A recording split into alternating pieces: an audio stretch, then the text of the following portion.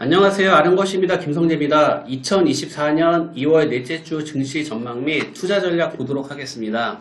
먼저 지난주에 말씀드렸던 내용부터 보려고 하는데요. 제가 지난주에 지금 시장에서 나오는 여러 경제지표와 숫자들은 지금 부정적이라고 말씀을 드렸고, 그리고 지금 현재 코스피 같은 경우는 2650포인트 부근인 2648포인트로 딱 그 자리에 저항이 걸려 있고요. 그 다음에 코스닥 같은 경우는 857포인트로 제가 말씀드린 자리보다는 약간 더 올라가 있습니다. 그리고 지난주 2월 13일 밤에는 CPI와 소매 판매 발표가 있었는데요. CPI 같은 경우는 지금 여기 기사 보시는 것처럼 너무 잘 나와가지고 오히려 주가에 부정적으로 반영이 됐고요.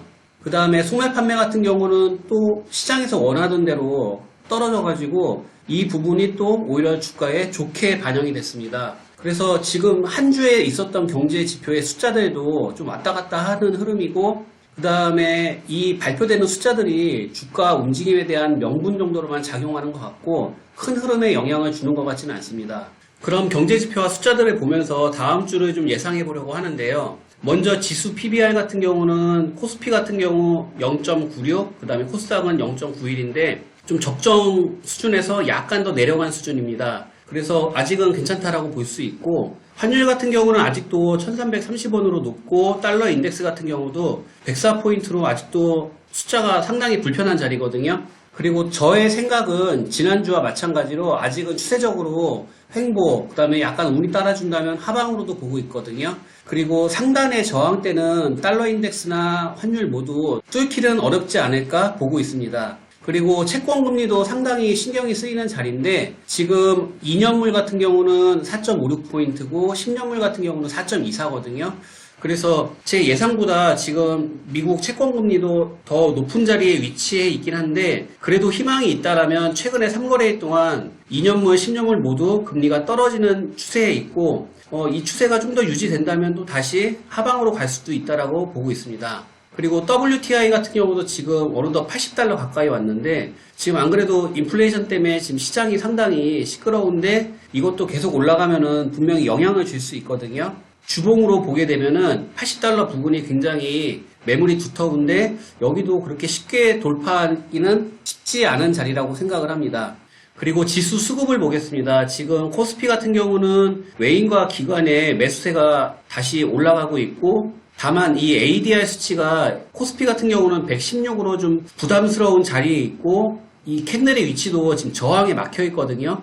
그래서 제 생각에는 이거를 강하게 돌파한다기보다는 한번 쉬었다 가지 않을까 보고 있고, 코스닥 같은 경우는 수급은 완전히 망가진 상태지만 차트로 봤을 때는 약간의 상승 여력은 좀 더 있어 보이거든요. 그래서 코스피나 코스닥 모두 뭔가 방향을 예측하기에 확신해 갖기는 좀 어렵고요.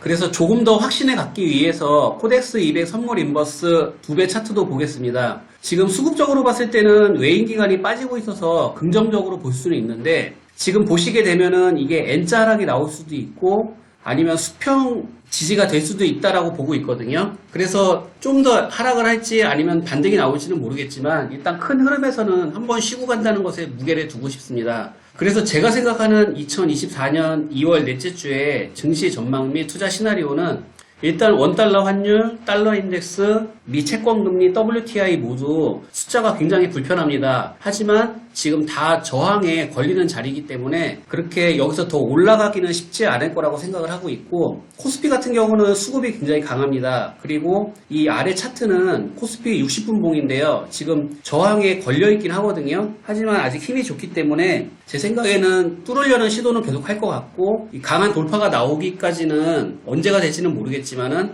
일단은 흐름은 계속 우상향을 유지할 것 같습니다.